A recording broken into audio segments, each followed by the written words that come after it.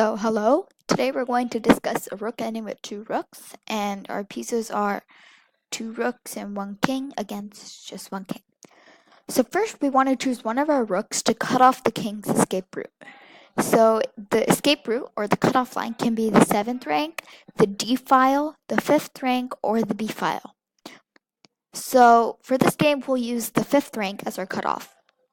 Now we can move this A3 rook up here to A5, and we'll use that as our cutoff. Now the king moves here with the intention of killing this rook next, so we move our rook all the way over here to H5, so it'll be safe.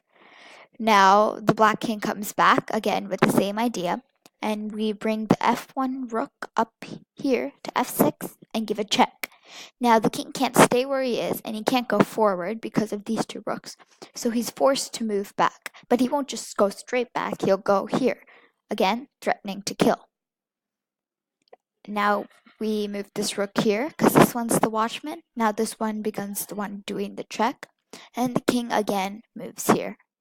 Now we realize that if we do move our king down here, next move king's gonna kill it, not a fun game.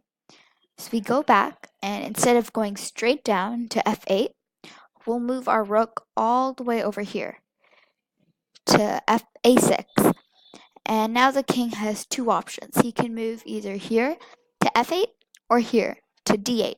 Really doesn't matter. So say the king moves here to F8, then we go down here to A8 and checkmate. So this is the very simple process of giving a checkmate with two rooks. I hope you enjoyed this video, and thank you.